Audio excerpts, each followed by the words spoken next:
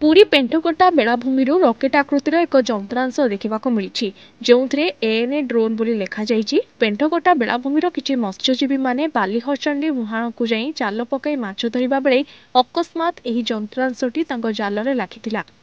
परे सेमाने एहाकु उद्धार करी डंगारे आनी पुरी पेंटकोटा बेलाभूमि रे रखिथिले। तेबे संपूर्ण प्लास्टिक किंबा फाइबर कवर द्वारा आच्छादित जंत्रांशटीर लंब प्राय 8 फुट हेबो। एथिरे किछि डिवाइस सह किछि लुहा जंत्रांश मध्य देखिबाकु मिलिछि।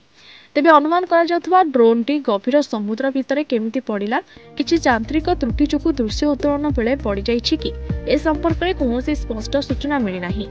तेबे कोस्ट गार्ड पेट्रोलिंग समुद्र भितर कड़ाकड़ी करा जाउ नथिबा घटनार स्पष्ट अनुमेय। अन्यपटे यह जंत्रांश को देखा पेंटकोटा बेलाभूमि में भिड़ परिलक्षित होता बेले वर्तमान सुधा पेंटकोटा मेराइन थाना पुलिस उद्धार जंत्रांश निकट में पहुंची नहीं।